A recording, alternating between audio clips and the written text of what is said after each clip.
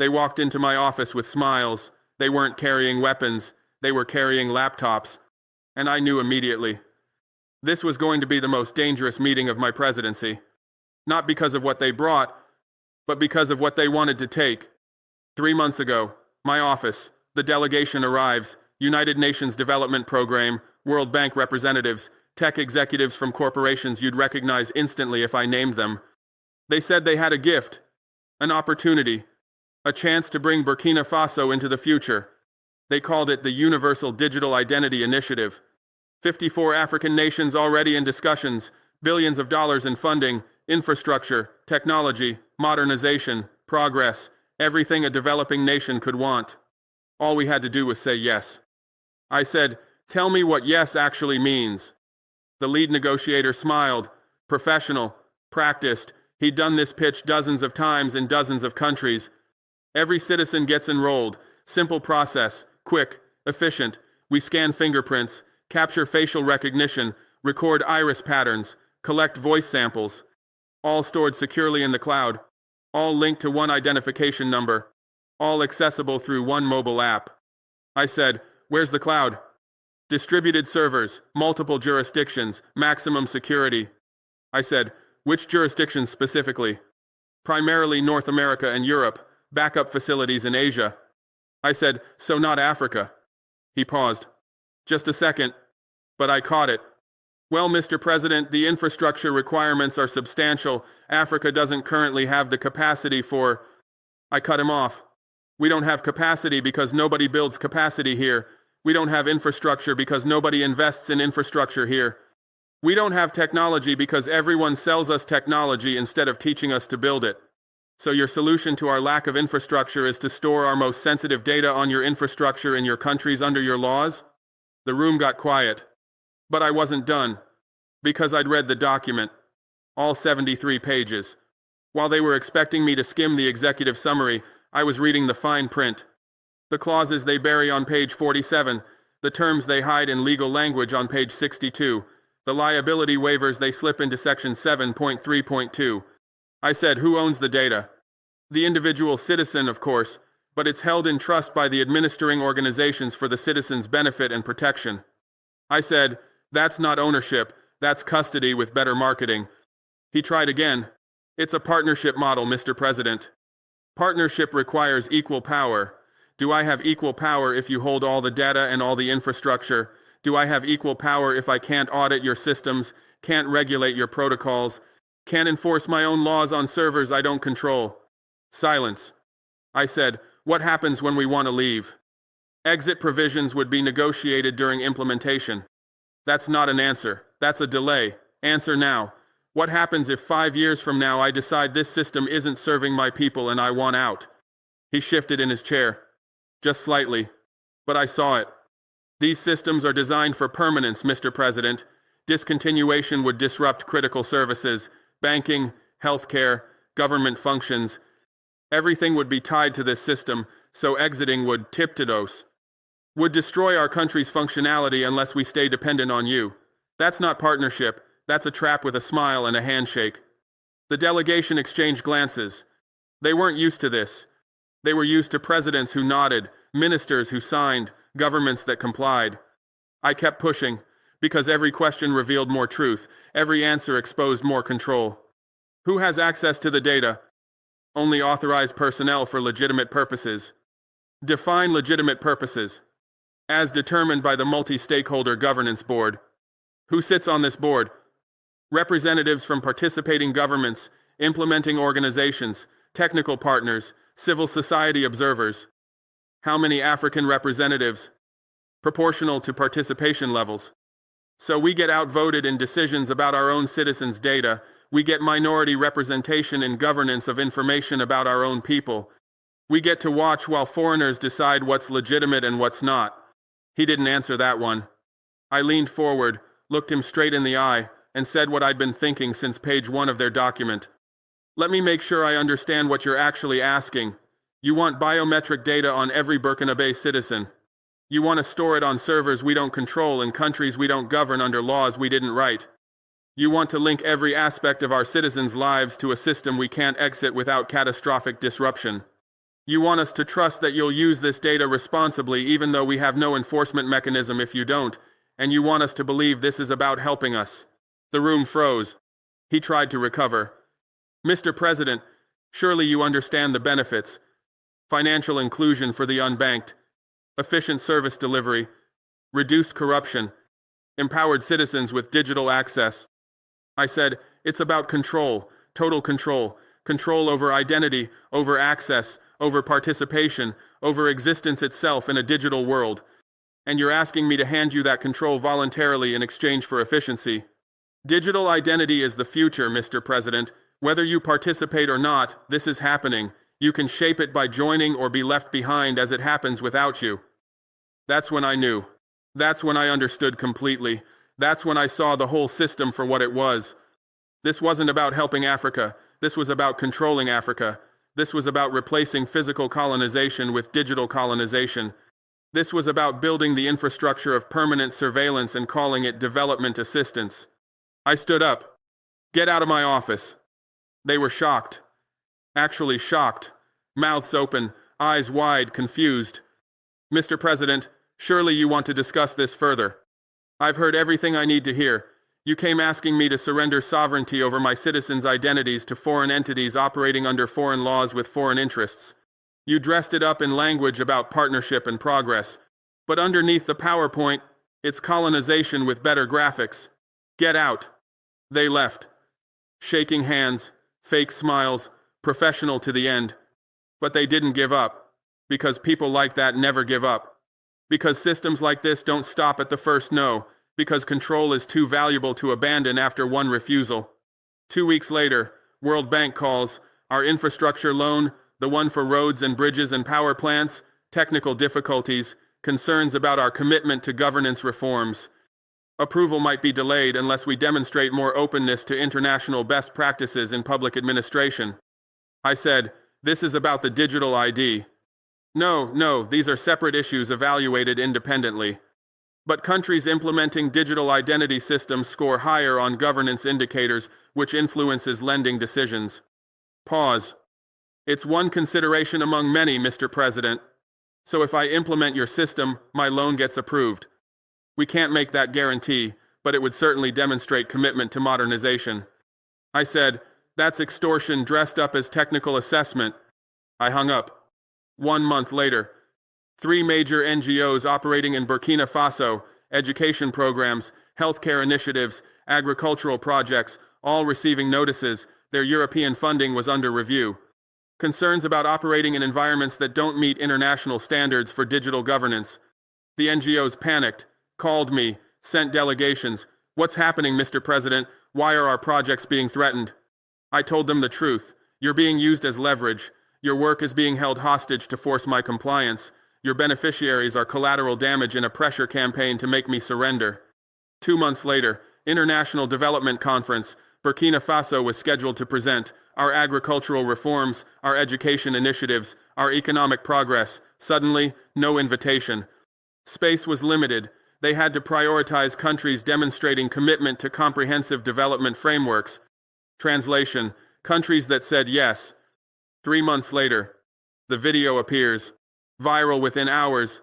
Me, supposedly at the UN, giving a speech I never gave, saying words I never said in a context that never happened.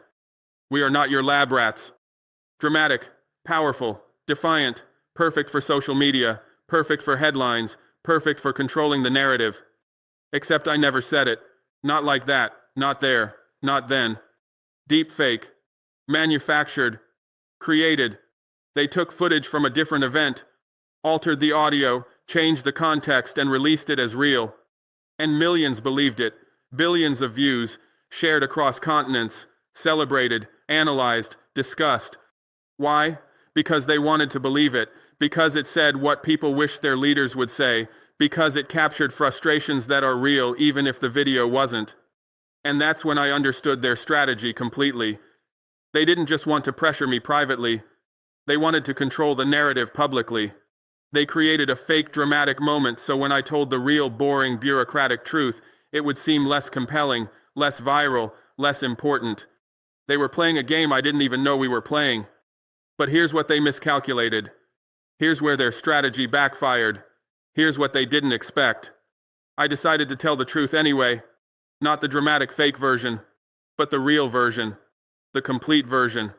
The systematic, bureaucratic, documentation-heavy version of how digital colonization actually works. Because the truth isn't one speech, the truth isn't one moment, the truth is a process, a system, a method of control that operates through paperwork and pressure, applied gradually until you wake up one day and realize you've surrendered everything without ever consciously deciding to surrender anything. So let me tell you what this digital ID system actually is. Let me show you what they're actually building. Let me expose what they're actually planning. It's not about identification, it's about verification. Authentication, authorization, control over who can participate in society and who cannot. Right now, your identity is verified by documents your government issues: passport, ID card, birth certificate, physical documents controlled by your government under your laws. But in their system, identity becomes digital, identity becomes data, identity becomes dependent on their infrastructure, their algorithms, their decisions. And here's what they don't tell you in the promotional materials. Here's what's buried in page 47 of the implementation protocol. The system isn't just storing your biometric data. The system is creating a social graph, a network map of every relationship, every transaction, every interaction, every movement, every behavior. You use your digital ID for healthcare. They know your medical history. Banking, they know your transactions. Education, they know your performance.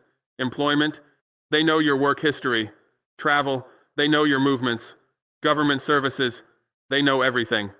All of this data, collected continuously, analyzed constantly, used to build a comprehensive profile of who you are, what you do, who you know, where you go, what you believe, how you behave. And that profile doesn't belong to you. That profile belongs to them. They call it identity management. I call it surveillance infrastructure. They call it efficient service delivery. I call it social control. They call it digital inclusion. I call it technological colonization. Because once this system is implemented, once every citizen is enrolled, once every service is linked, they don't need armies to control you. They don't need police to monitor you. They don't need obvious oppression to manage you. They just need to control the system. They just need to decide who gets access and who doesn't. They just need to flip the switch. Citizens saying things you don't like? Flag their identity. Restrict their access. Slow down their verification. Make their life difficult without ever arresting them, without ever charging them, without ever giving them due process. Community organizing against you, algorithmic discrimination, adjust risk scores, modify verification requirements, create barriers that appear neutral but target specific groups. Nation choosing independence, threaten to shut down the system, threaten to delete the data, make an entire country disappear from the digital world. They've convinced everyone is the only world that matters. This is the future they're building. This is the system they're implementing. This is the control mechanism they're deploying across Africa disguised as development. And it's happening right now, while you're reading this, while people argue about fake videos, while millions debate words I supposedly said instead of examining the system they're actually building. 73 African nations in discussions, 42 signed preliminary agreements, 27 started pilot programs, 15 began enrollment. Kenya, 6 million citizens enrolled. Nigeria, pushing mandatory enrollment. Ghana, linking digital ID to mobile money. Rwanda, connecting to healthcare access. Tanzania, tying to education services. Country by country, citizen by citizen, data point by data point, building the infrastructure of total surveillance disguised as efficient governance. And most African leaders don't understand what they're signing. They see immediate benefits, they see funding, they see technology, they see efficiency, they see international approval. They don't see the trap until they're caught in it. I see it. Because I read page 47. Because I asked the questions they didn't want asked. Because I understood that what they're offering isn't partnership but subordination. So I said no. And the consequences came fast. World Bank loan denied. $400 million for infrastructure, gone. IMF credit line suspended. Currency stabilization tools, gone. EU aid package redirected. 500 million euros for schools and hospitals, gone. They said Burkina Faso will suffer. They said my people would turn against me. They said I would choose prosperity over principle. They were wrong. Because I prepared for this. Because I spent 2 years building alternatives. Because I understood this moment was coming. When the World Bank denied our loan, China approved one. Different terms, no conditions about digital identity or social policies, just business, just partnership between nations that respect each other.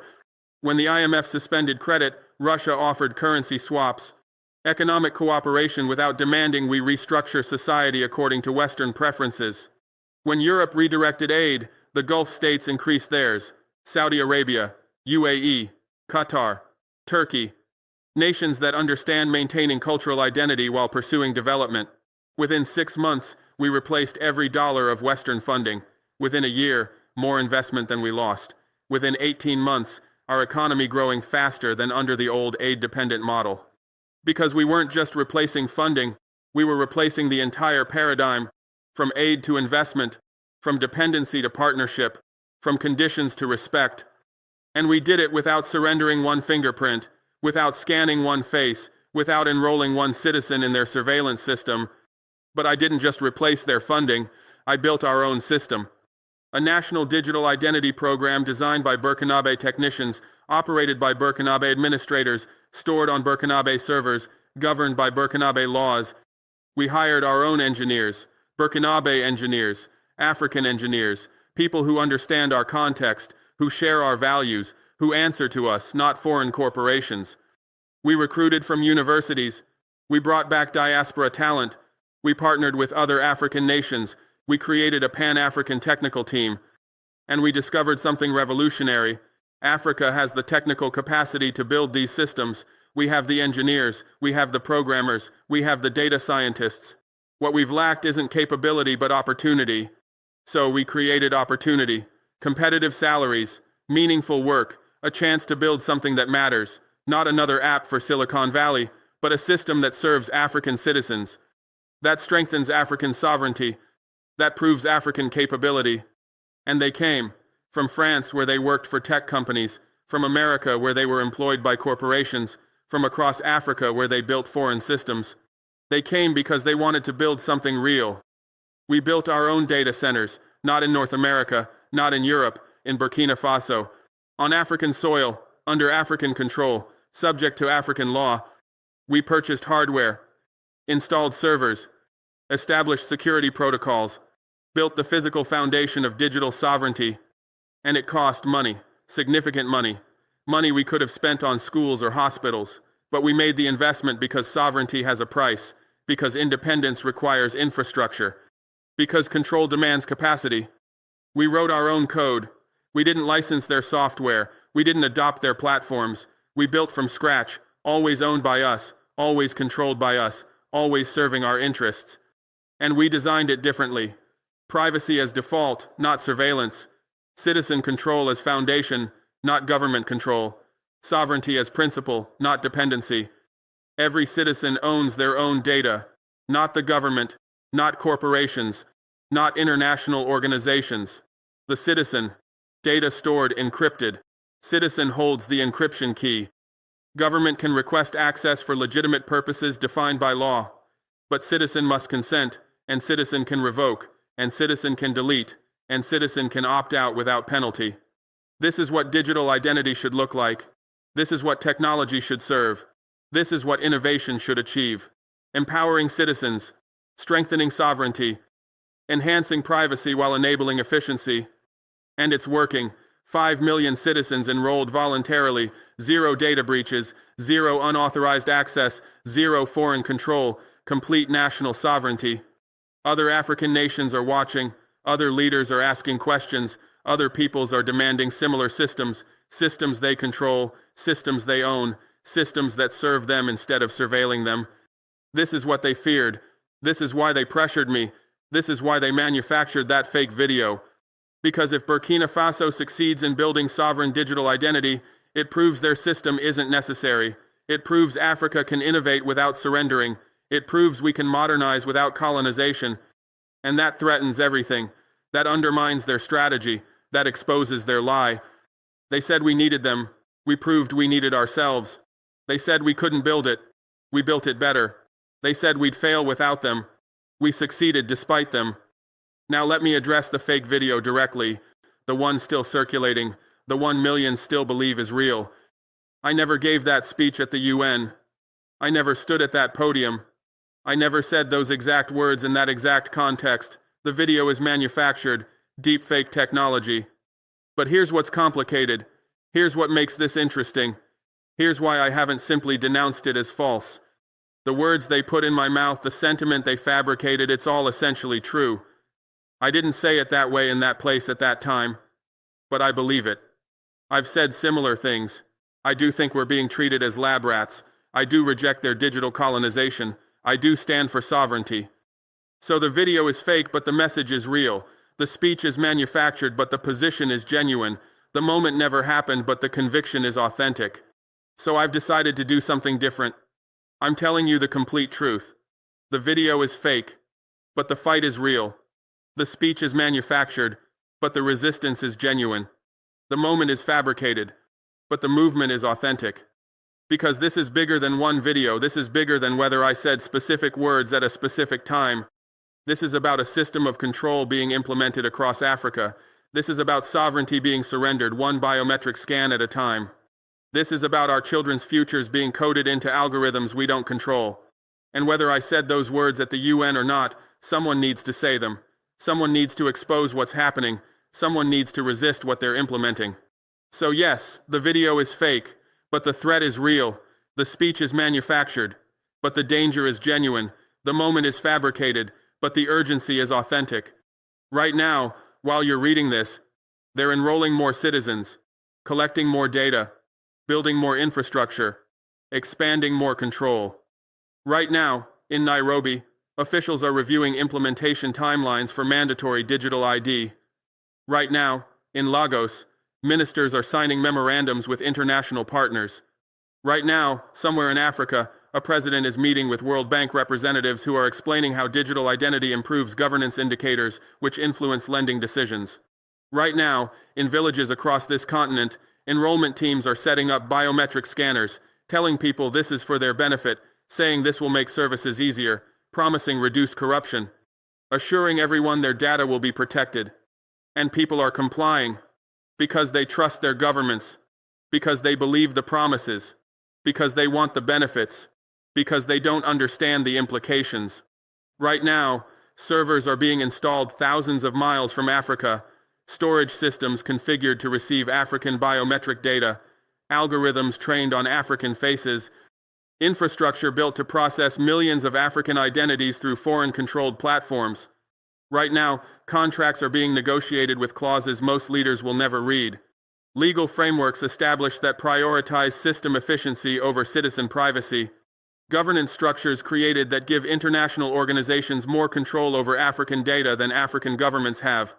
Right now, the infrastructure of digital colonization is being built, and most people don't know it's happening, because it's not happening with soldiers and guns. It's happening with contracts and computers, not with obvious violence, with subtle coercion, not with dramatic conquest, with gradual compliance. Let me tell you how this happens, so you can recognize it when it comes to your country, because it will come, if it hasn't already. They start with pilots, small programs in selected regions, just a test, just an experiment, just a limited trial. They enroll a few thousand people, demonstrate efficiency, showcase benefits, produce statistics showing reduced fraud and improved service delivery. And the pilots work, because they're designed to work, because they pour resources into making them work, because they need success stories to justify expansion. Let me tell you exactly how the pilot works, how they engineer success, how they create the illusion of benefit while building the infrastructure of control. They select a region, usually rural, usually poor, usually desperate for any government attention. They come in with mobile units, biometric scanners, tablets, trained personnel. They set up in the village center. They bring generators because there's no reliable power. They bring internet connectivity because there's no infrastructure. They bring everything needed to make enrollment seem effortless. And they offer incentives, cash payments for enrolling, sometimes $50, sometimes $100. In villages where people live on $2 a day, that's enormous money. That's a month's income for 10 minutes of scanning your fingerprints and face. Who wouldn't take that deal? They offer services, free health screenings during enrollment, free legal documentation for people who never had birth certificates, free SIM cards linked to your new digital identity, free mobile money accounts. Everything designed to make enrollment feel like receiving benefits, not surrendering data. They create urgency, limited time offer, enrollment teams only here for 2 weeks. After that, you'll have to travel to the district capital, pay fees, wait in long lines. Better to enroll now while it's free and convenient. Better to get your cash payment before the program moves to the next village. Better to act fast before you miss out. And people enroll. Because the incentives are real. Because the services are genuine. Because the cash is immediate. Because nobody explains what happens to the data after enrollment. Because nobody mentions the servers in North America. Because nobody discusses the control mechanisms. Because nobody reveals the trap being set. The pilot runs for 6 months. During those 6 months, everything works perfectly. The system is fast. The services are reliable. The benefits are tangible. People who enrolled can access mobile money, can verify their identity for government services, can prove who they are without traveling to district offices with paper documents that get lost or forged. And the pilot is declared a success. Enrollment rates exceeded targets. Citizen satisfaction is high. Service delivery improved. Fraud decreased. Efficiency increased. Every metric shows positive results. Every indicator suggests the system works. But here's what the success metrics don't measure. Here's what the evaluation reports don't include. Here's what the pilot deliberately ignores. They don't measure dependency. They don't track how many people now can't access services without the digital ID. They don't count how many people tried to opt out and discovered they couldn't. They don't document how many people wanted to delete their data and found no mechanism to do so. They don't measure control. They don't evaluate who actually owns the data. They don't assess who has access beyond what's officially documented. They don't audit how the data is being used beyond stated purposes. They don't investigate what happens to the data when it crosses borders into foreign servers. They don't measure sovereignty. They don't calculate how much national control was surrendered. They don't quantify how much dependency was created. They don't assess how difficult exit would be. They don't evaluate whether the government could actually shut down the system if it wanted to. The pilot measures what they want measured: efficiency, convenience, satisfaction, enrollment rates, service delivery, all the metrics that justify expansion. None of the metrics that reveal the trap. Then they push for national rollout. The pilot was successful. Citizens are demanding expansion. Other countries are moving faster. The international community expects comprehensive implementation. Funding is contingent on meeting enrollment targets. I've watched this pitch delivered to governments across Africa. I've seen the presentations, I've read the proposals, I've heard the arguments, and they're all the same. All designed to create urgency, all engineered to manufacture consent, all structured to make refusal seem unreasonable. They show the pilot data. Look at these enrollment rates. Look at this citizen satisfaction. Look at these efficiency gains. Look at this fraud reduction. The pilot proves the system works. The pilot demonstrates the benefits. The pilot justifies national expansion. They invoke competition. Kenya already enrolled 6 million citizens. Nigeria is pushing mandatory enrollment. Ghana linked digital ID to mobile money. Rwanda connected it to healthcare. Tanzania tied it to education. Burkina Faso is falling behind. Your neighbors are moving faster. Your country risks being left in the analog past. They cite international expectations. The World Bank expects comprehensive digital identity systems. The IMF considers it a governance indicator. The UN promotes it as essential infrastructure. The international development community views it as a prerequisite for modern government. Countries without comprehensive digital ID are seen as backward, resistant to progress, unwilling to modernize. They tie it to funding. The infrastructure loan you applied for? Approval is contingent on demonstrating commitment to governance reforms, including digital identity implementation. The education grant you need requires modern student identification systems. The healthcare funding you want depends on patient identification infrastructure. Everything you need is tied to implementing their system. And they set aggressive timelines: 10 million citizens year 1, 20 million year 2, 30 million year 3, until everyone is enrolled, until every citizen's data is in their system, until complete coverage is achieved. These aren't suggestions, these are requirements. These are the enrollment targets you must meet to continue receiving funding. These are the benchmarks you must hit to maintain international approval. These are the quotas you must achieve to demonstrate commitment to modernization. And governments agree, because they want the funding, because they fear falling behind, because they believe the success metrics from the pilot, because they trust the international organizations promoting the system, because they don't read the contracts carefully enough to see the trap. They make it mandatory, first for government services, then banking, then healthcare, then education, then employment, then travel, until you can't function without being enrolled. Until opting out means opting out of modern life. Until resistance means isolation. Let me show you exactly how mandatory enrollment happens, how they make it impossible to refuse without destroying your ability to participate in society. Phase 1. Government services. Want to renew your passport? Digital ID required. Want to register a business? Digital ID required. Want to apply for a license? Digital ID required. Want to access any government office for any official purpose? Digital ID required. And they don't call it mandatory. They call it a requirement for accessing services. They say you can still opt out, you just can't access government services without it. Which means opting out of citizenship in practical terms. Phase 2. Banking. Want to open a bank account? Digital ID required for KYC compliance. Want to transfer money? Digital ID verification required for anti-money laundering regulations. Want to take a loan? Digital ID required for credit assessment. Want to use mobile money? Digital ID required for registration. And they don't call it mandatory, they call it regulatory compliance. They say banks are required by law to verify customer identity, and digital ID is the most efficient verification method. So technically you can opt out. You just can't participate in the formal financial system. Phase 3. Healthcare. Want to access public hospitals? Digital ID required for patient registration. Want to get vaccinations for your children? Digital ID required for health records. Want to receive government health insurance? Digital ID required for enrollment. Want to pick up prescription medications? Digital ID required for verification, and they don't call it mandatory. They call it improving healthcare delivery. They say digital ID prevents fraud, ensures accurate medical records, improves patient safety. So technically you can opt out, you just can't access modern healthcare. Phase 4. Education. Want to enroll your child in school? Digital ID required for student registration. Want to take national examinations? Digital ID required for candidate verification. Want to apply to university? Digital ID required for application processing.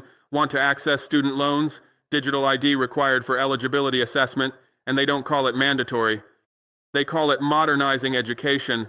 They say digital ID prevents exam fraud, ensures accurate records, improves administration. So technically you can opt out, you just can't access formal education. Phase 5. Employment.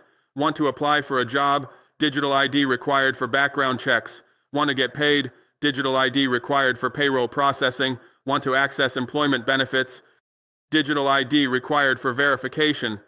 Want to register with labor authorities? Digital ID required for compliance. And they don't call it mandatory. They call it protecting workers.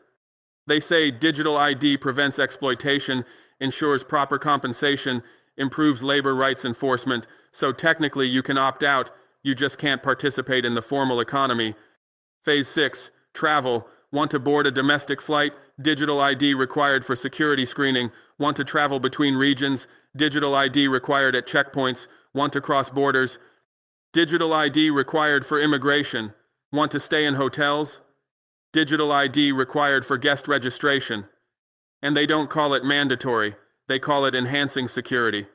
They say digital ID prevents terrorism, reduces crime, improves public safety, so technically you can opt out, you just can't move freely. And they do it gradually enough that most people won't notice the trap closing, incrementally enough that each step seems reasonable, systematically enough that by the time you realize what happened, reversal is impossible. Each phase is implemented over months, each requirement is introduced with justification, each restriction is framed as improvement, each limitation is presented as protection, and each step makes the next step easier to justify and harder to resist. Year 1. Government services require digital ID. Seems reasonable. Government needs to verify citizens. Digital ID is more efficient than paper documents. Most people accept it. Year 2. Banking requires digital ID. Seems reasonable. Banks need to comply with regulations. Digital ID prevents money laundering. Most people accept it. Year 3. Healthcare requires digital ID. Seems reasonable. Hospitals need accurate patient records. Digital ID improves safety. Most people accept it. Year 4. Education requires digital ID. Seems reasonable. Schools need to prevent fraud. Digital ID ensures legitimate students. Most people accept it. Year 5. Employment requires digital ID. Seems reasonable. Employers need to verify workers. Digital ID protects rights. Most people accept it. Year 6. Travel requires digital ID. Seems reasonable. Security agencies need to track movement. Digital ID prevents crime. Most people accept it. And by year 6, opting out is impossible. Because opting out means no government services, no banking, no healthcare, no education, no employment, no travel. Opting out means complete exclusion from modern society. Opting out means becoming invisible, unverifiable, unable to participate in anything. The trap is complete. The system is mandatory in everything but name, and reversal is impossible because every sector of society now depends on it. This is the choice facing Africa right now. Will you surrender biometric data for convenience? Will you trade privacy for efficiency? Will you accept surveillance for services? Will you choose dependency over sovereignty? These are not hypothetical questions. These are immediate decisions being made by leaders across Africa, and most are choosing wrong. Most are signing agreements. Most are implementing systems. Most are surrendering sovereignty. Let me tell you about a meeting I had last month. Regional summit. 15 African heads of state. Closed session. No media, no observers, just presidents talking honestly about challenges we face. The topic turned to digital identity. 3 presidents praised their implementation, talked about efficiency gains, celebrated enrollment numbers, highlighted international approval. They were proud of their progress, proud of their modernization, proud of their systems. I asked one of them a question. Simple question. Direct question. Can you shut down the system if you want to? He looked confused. Why would I want to shut it down? It's working perfectly. I said, I didn't ask if you want to. I asked if you can. If tomorrow you decided the system isn't serving your interests, could you shut it down without destroying your government's functionality? He paused, thought about it, then said, well, it would be complicated. Many services depend on it now. Banks use it, hospitals use it, schools use it. Shutting it down would disrupt everything. I said, so you can't shut it down? He said, technically I could, but it would be catastrophic. I said, then you don't control the system. The system controls you. You've created a dependency you can't escape. You've surrendered sovereignty you can't recover. You've built a trap you can't exit. The room went quiet, because every president who implemented these systems knew I was right. They knew they couldn't exit. They knew they were trapped. They just hadn't admitted it out loud. Another president spoke up. But Captain Traoré, every modern country has these systems. Digital identity is the future. We can't resist progress. I said, every modern country that has these systems controlled by foreign entities is trapped in dependency. That's not progress. That's submission. And we can resist by building our own systems. Systems we control. Systems we own. Systems we can exit if we choose. He said, but we don't have the capacity to build our own. I said, we didn't have capacity because we never tried to build it. We accepted that we couldn't build, so we never built. We believed we needed them, so we never developed ourselves. We assumed dependency was inevitable, so we never pursued independence. But Burkina Faso built our own system, with our own engineers, on our own infrastructure, under our own control, and it works. And it's better, because we own it.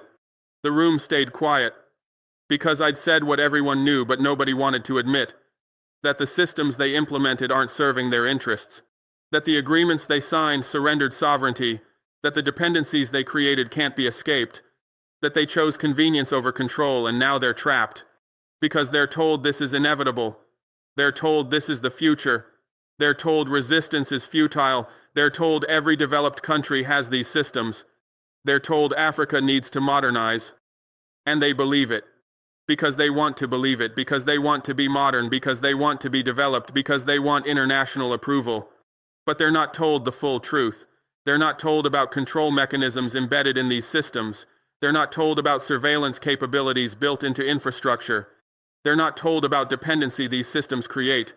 They're not told about sovereignty these agreements surrender.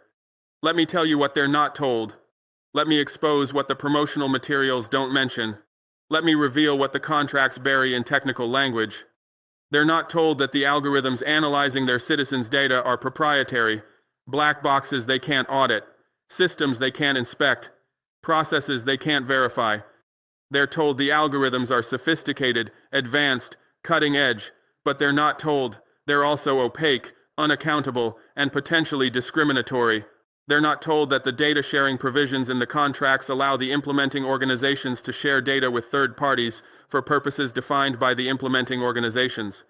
They're told data will be protected, secured, encrypted, but they're not told it will also be shared, analyzed, and used for purposes beyond what's stated publicly. They're not told that the liability clauses in the agreements indemnify the implementing organizations against all claims arising from data breaches, unauthorized access, or system failures. They're told the systems are secure, the data is protected, the infrastructure is robust. But they're not told that when breaches happen, and they will happen, the implementing organizations bear no legal responsibility. They're not told that the exit provisions in the contracts require governments to maintain the system for a minimum period, typically 10 to 15 years, and that early termination requires paying penalties equal to the total value of the agreement plus projected future costs. They're told the partnership is flexible, the terms are negotiable, the relationship is collaborative, but they're not told that exit is financially catastrophic and practically impossible.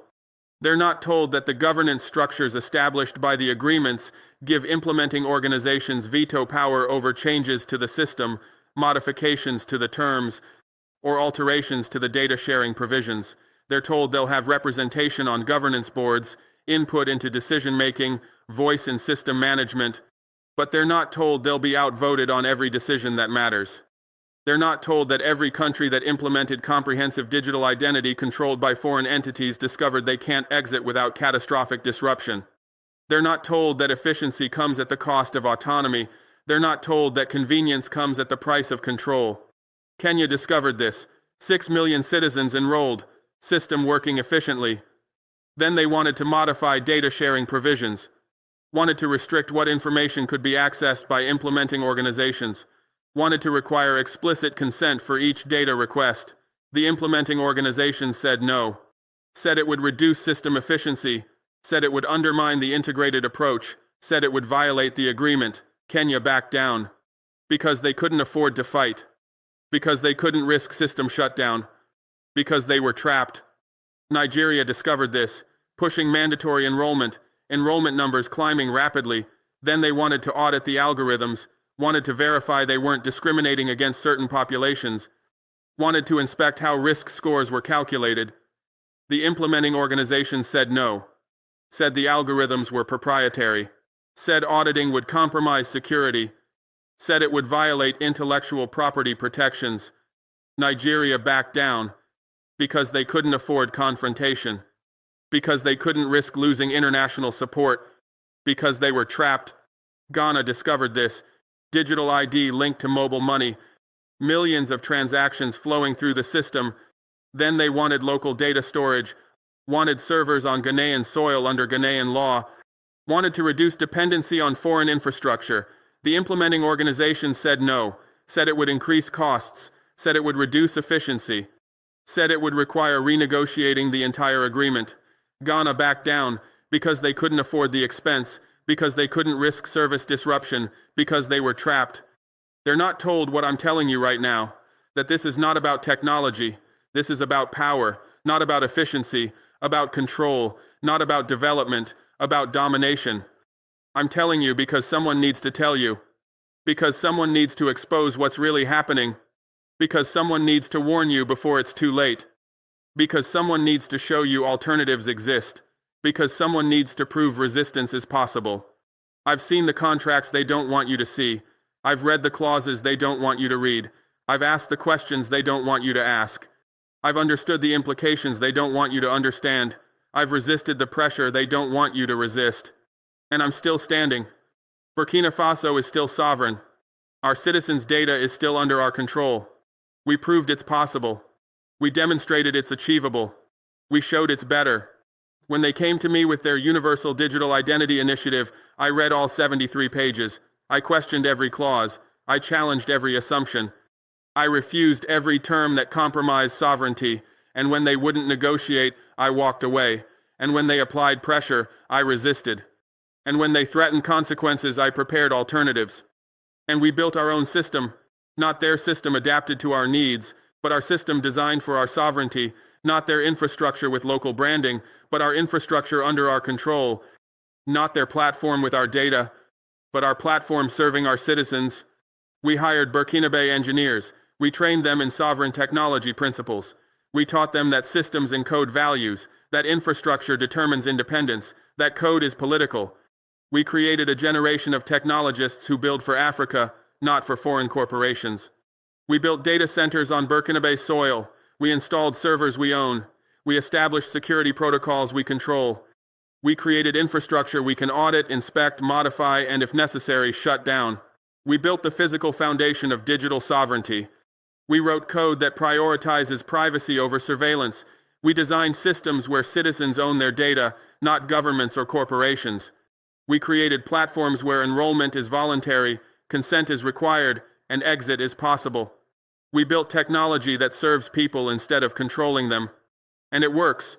5 million Burkina Faso citizens enrolled voluntarily, not because they were forced, not because they had no choice, but because they understood the system serves them, because they trust that their data is protected, because they know they can opt out if they choose.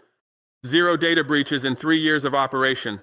Not because breaches are impossible, but because we control the infrastructure. We audit the systems. We monitor the access. We enforce the protocols. Because sovereignty enables security. 0 unauthorized access in 3 years of operation.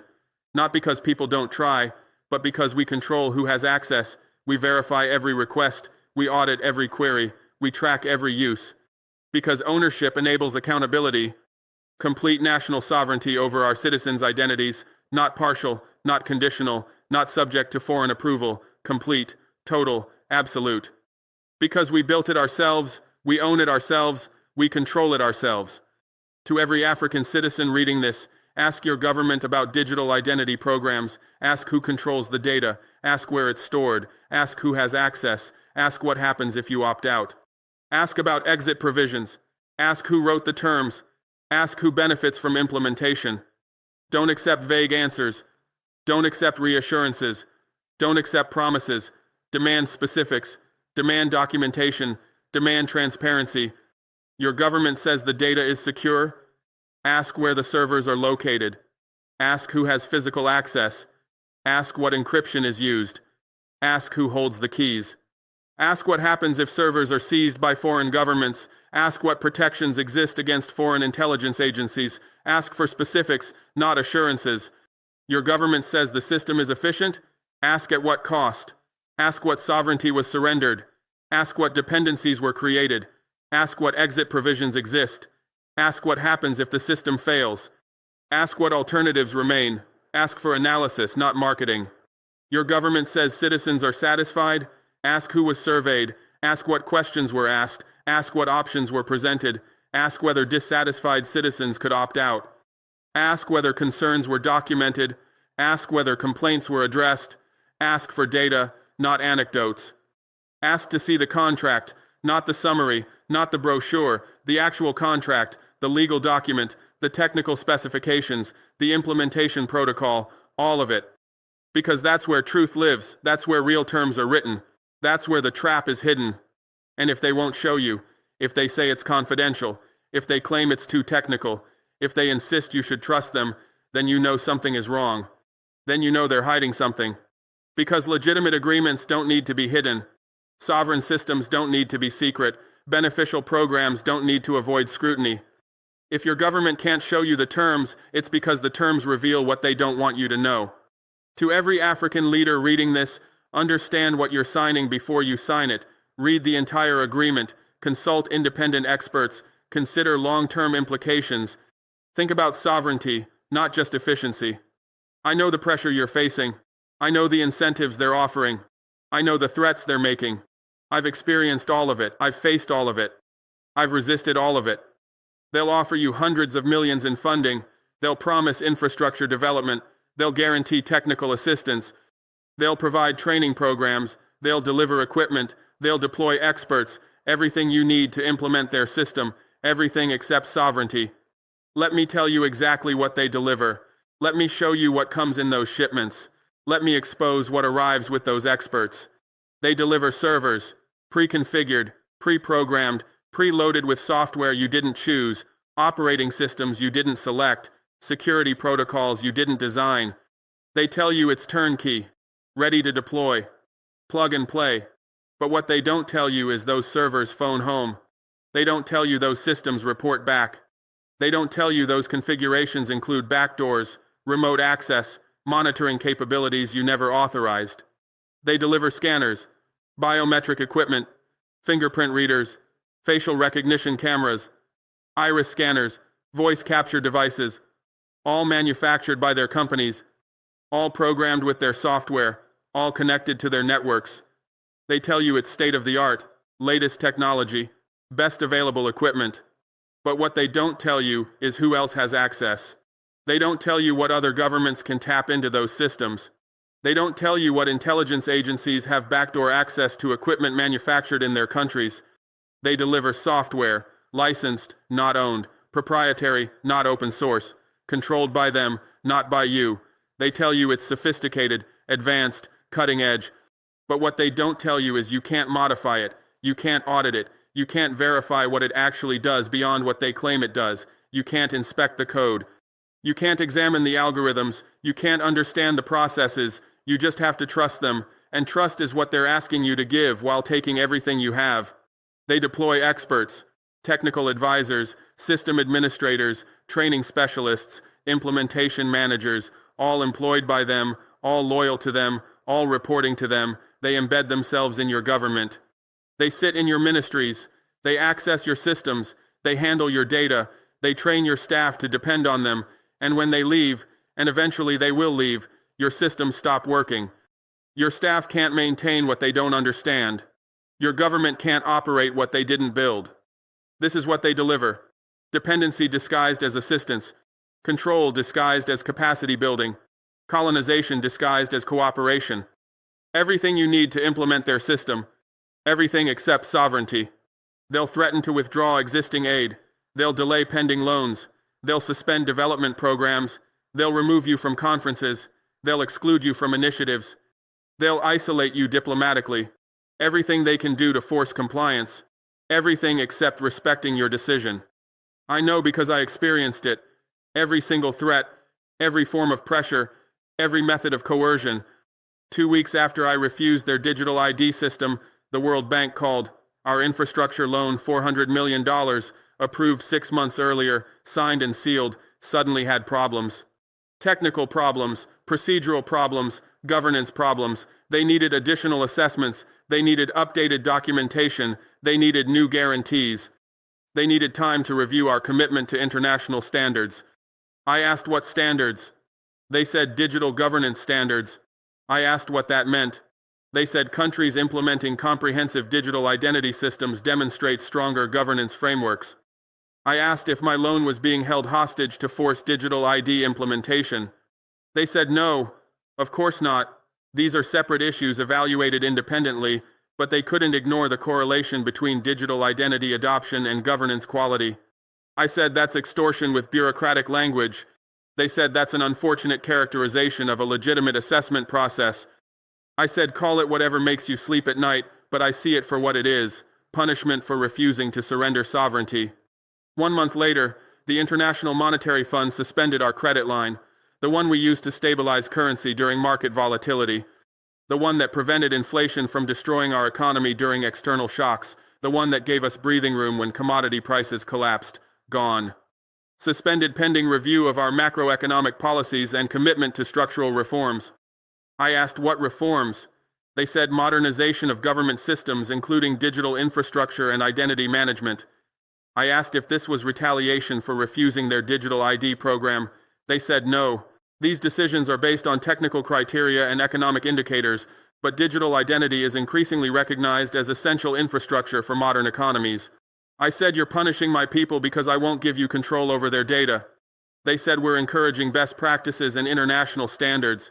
I said, you're enforcing compliance through economic coercion. They said, we prefer to call it incentive alignment.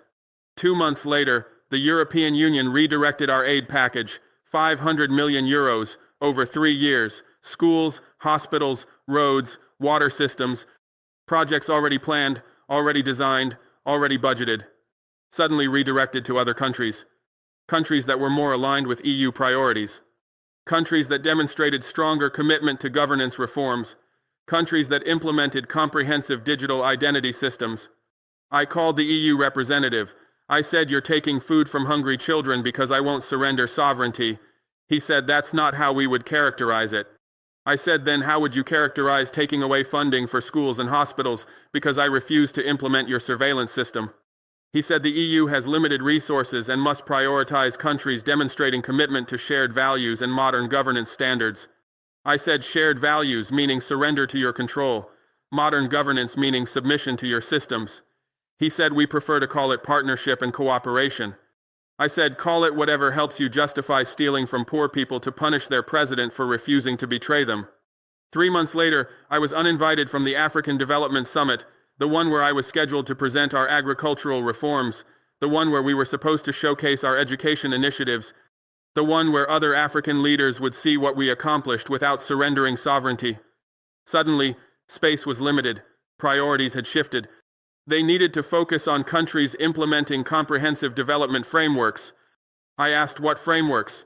They said integrated approaches including digital infrastructure, identity management, and data governance systems.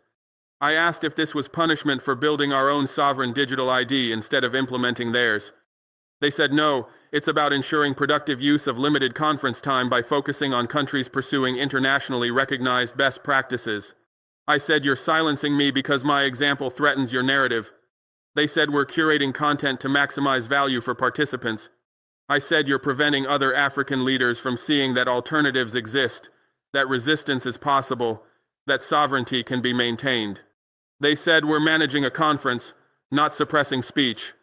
I said you're doing both and you know it. 4 months later, international NGOs operating in Burkina Faso started receiving notices. Their funding from European sources was under review, their projects were being evaluated, their partnerships were being assessed, all because they operated in a country that didn't meet international standards for digital governance and identity management. The NGOs panicked. They came to me. They said their education programs would shut down, their healthcare projects would collapse, their agricultural initiatives would end. Thousands of beneficiaries would lose services, all because of decisions I made about digital identity systems. I told them the truth. You're being used as leverage, your work is being held hostage, your beneficiaries are being punished, not because of anything you did, not because of anything they did, but because I refused to surrender sovereignty, because I wouldn't give foreign entities control over Burkinabe citizens' data, because I chose independence over dependency. They asked what they should do. I said, fight back, expose this, tell your donors that using humanitarian aid as political leverage is unconscionable. Tell them that punishing poor people to pressure their president is immoral. Tell them that holding children's education hostage to force digital ID implementation is evil. Some did, most didn't, because they needed the funding, because they feared losing access, because they chose survival over principle, and I don't blame them. Because that's what this system does. It forces everyone to choose between complicity and collapse. This is everything they can do to force compliance. Everything except respecting your decision. And I'm telling you, it's possible to say no. It's possible to build alternatives. It's possible to maintain sovereignty while pursuing development. It's possible to modernize without surrendering control.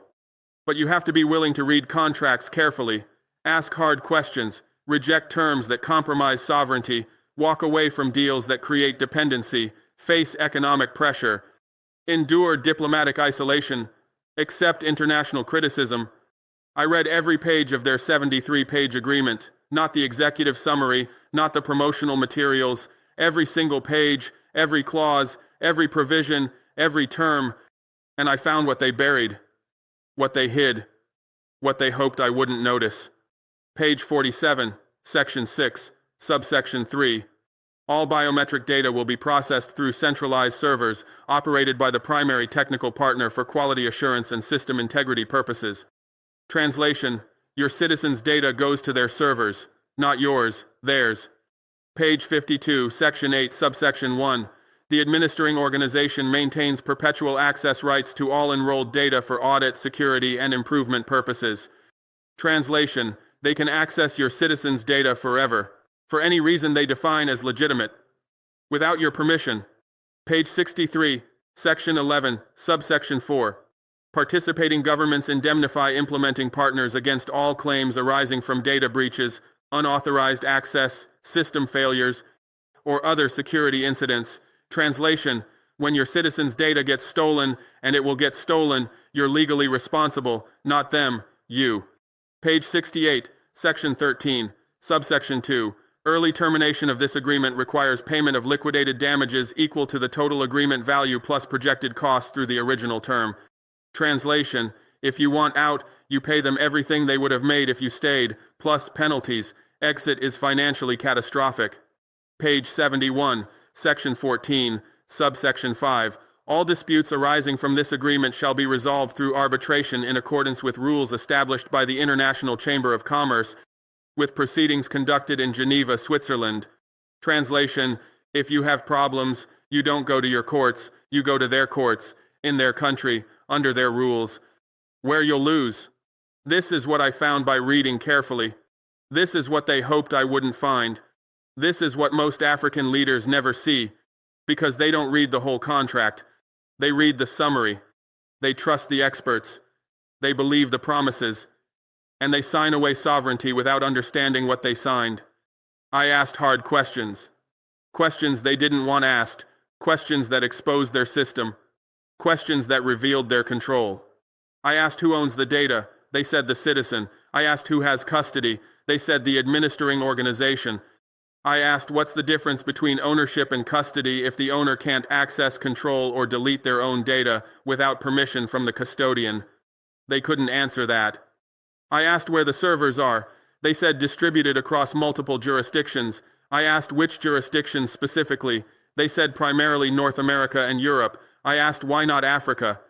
They said infrastructure capacity. I asked why you're not building capacity here instead of taking our data there. They couldn't answer that. I asked who has access. They said only authorized personnel. I asked who authorizes them. They said the governance board. I asked who controls the governance board. They said multi-stakeholder representation. I asked how many African representatives. They said proportional to participation. I asked so we're outvoted on decisions about our own citizens' data. They couldn't answer that. I rejected terms that compromised sovereignty, every single one, every clause that gave them control, every provision that created dependency, every term that surrendered independence. They said I was being unreasonable. I said I was being sovereign. They said I was rejecting progress. I said I was rejecting colonization. They said I was harming my people. I said I was protecting my people from you. I walked away from deals that created dependency. The World Bank loan with digital ID conditions, the IMF credit line with governance reform requirements, the EU aid package with modern standards expectations. All of it. Every dollar that came with strings attached to sovereignty. They said I was choosing poverty over prosperity. I said I was choosing independence over submission. They said my people would suffer. I said my people would suffer more under permanent dependency than temporary hardship.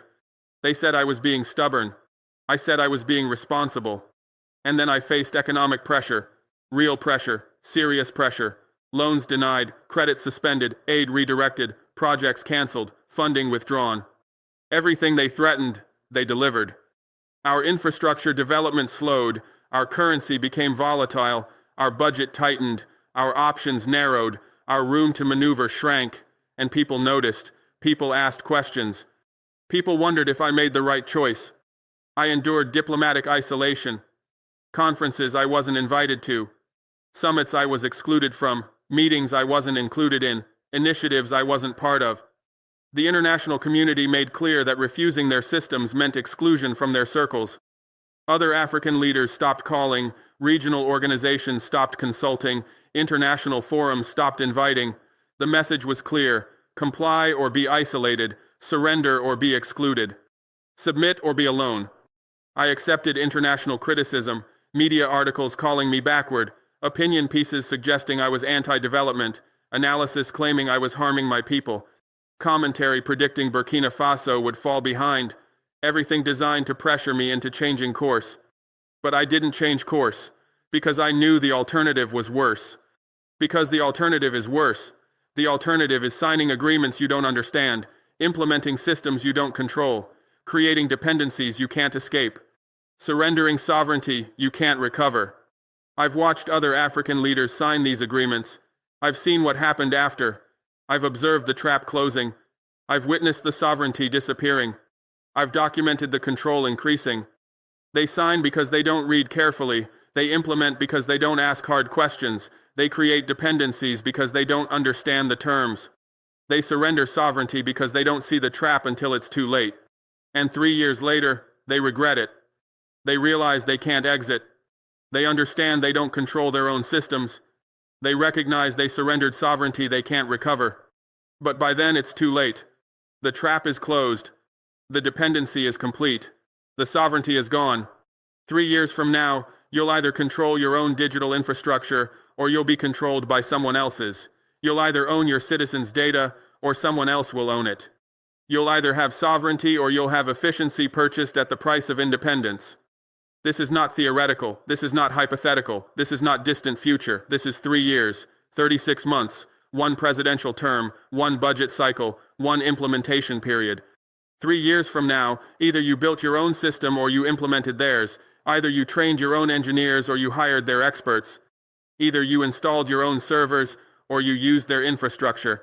Either you wrote your own code or you licensed their software. Either you control your own data or they control it. There is no middle ground. There is no compromise position. There is no having it both ways. You either have sovereignty or you don't. You either control your infrastructure or someone else does. You either own your data or someone else owns it. Choose sovereignty. Build your own system, like we did in Burkina Faso. It's possible. It's achievable. It's better. We hired Burkinabe engineers. We trained them ourselves. We taught them sovereign technology principles. We showed them how to build systems that serve citizens instead of surveilling them. We created capacity instead of importing dependency. We built our own data centers, on Burkinabe soil, under Burkinabe control, subject to Burkinabe law. We installed our own servers. We established our own security. We created our own infrastructure. We own it. We control it. We can shut it down if we choose. We wrote our own code, open source where possible, proprietary where necessary, but always owned by us, always controlled by us, always serving our interests. We didn't license their software. We didn't adopt their platforms. We didn't implement their systems. We built our own. And it works. 5 million citizens enrolled voluntarily. 0 data breaches. 0 unauthorized access. Complete sovereignty. Total control. Absolute ownership. It cost money, significant money, money we could have spent on other priorities, but we made the investment because sovereignty has a price, and we chose to pay it instead of surrendering it. It took time, more time than implementing their system, more time than accepting their equipment, more time than deploying their experts. But we took the time because independence requires patience, and we chose to build slowly rather than surrender quickly. It required sacrifice, economic pressure we endured, diplomatic isolation we accepted, international criticism we faced, but we made the sacrifice because freedom demands it, and we chose sovereignty over approval. We are Burkina Faso, we are Africa, and we are not your lab rat.